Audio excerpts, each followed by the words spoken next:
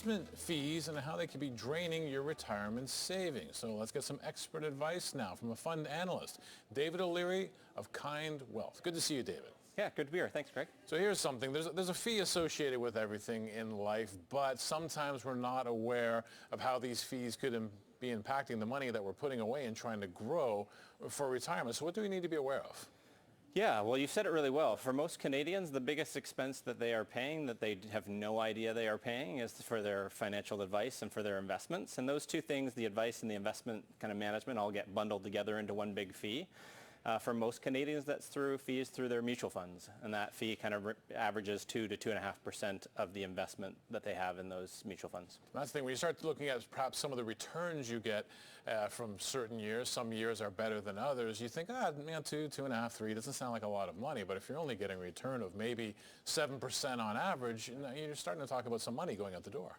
Yeah, it's a very big amount, and it's fixed, right? It doesn't fluctuate with the ups and downs of the market, and it quietly compounds. And the biggest problem is, again, people just aren't aware that this amount, it'd be one thing if you're paying that amount and you know what you're receiving in exchange for it, and you deem that to be of, good value, and you're happy to pay that fee. But most people I speak with have no idea they're paying anything, never mind how much that bill is. Now, we did have those new rules come in, the CRM, so I always have to look, I always forget, I hate acronyms, CRM2, but this was supposed to make the game clearer for us, that we were supposed to understand as investors what was going on and where the money was moving and how much was going out.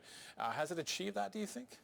No, I do think that it has had a meaningful impact in terms of it's creating questions in the minds of investors, because the statements they received for the first time in history actually were required to have the dollar value of some of the fees they were paying, not all of them, the fees specifically for the advice they were getting, in dollars and cents on their statement. And that's prompted people to start asking questions in a way they hadn't before. But there's still, I think, that's a meaningful percentage, but it's still the minority of people. I think most people still don't know they're paying their fees because it's still buried and it's in some disclosure and statements they're not opening and reading. Now, of course, in the industry, they refer to it as management expense ratios. And when you're talking about mutual funds, you're saying you can see 2 to 3%. You start getting into the ETF space, and if it's one of those ETFs that are just tied to the overall market, like the S&P 500 or the TSX 60, those management expense ratios can come down dramatically. What do investors need to know about that? Is it more than just that story? If they say, oh, look at that, 15 basis points, I'm moving all my money there. What do they need to be aware of? Yeah, I would say it's not quite as simple as, well, it's cheaper and so it's just definitely better. But on average, for most people, they're going to do better by taking an ETF that has a passive approach. So as you mentioned, is just tied to a benchmark. And you're cutting your fees dramatically because you're not paying a whole team of professionals to try to beat the market.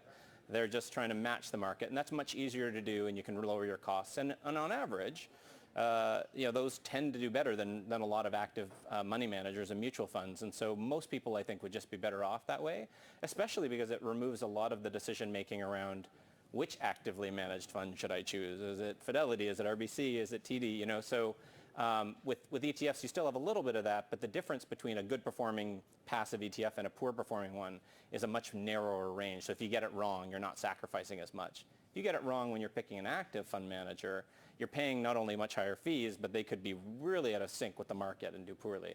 Now, when it comes to that challenge, I guess, to the mutual fund industry from ETFs, we've heard in recent years that, well, the mutual fund industry will react by lowering its fees. Have you seen significant lowering of those management expense ratios, like enough to make it worth to stick with the mutual fund industry?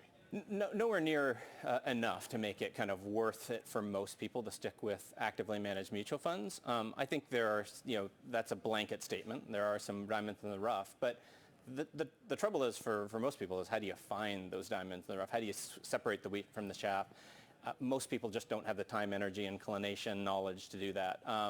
So no, they haven't come down enough for it to really make mutual funds on aggregate more attractive or competitive with passive products. Now, if you're in what I would call an enviable position of having a sizable amount of money to put to work in the market, does that give you, as the investor, as the person saving for retirement, a little bit of power, a little bit of leverage with the person who's handling your money, saying, listen, I've parked a lot of cash with you.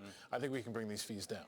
Yeah, definitely. So that's that's both a benefit for people who have those types of assets. It's a problem for a lot of Canadians the majority of Canadians who don't have that type of bargaining power. But those who do, you still just have to be very conscious that you have that power, and then you have to negotiate hard for it, compare competition and sort of compare offerings so that you really get that down. I've seen a lot of cases where wealthy individuals are still paying way above what they should be or could be if they knew properly what they should be getting it for. Do you find overall, though, people just sort of think, it's complicated, I just put it all over there, I don't want to think about it. And obviously that does not work for you in the long term.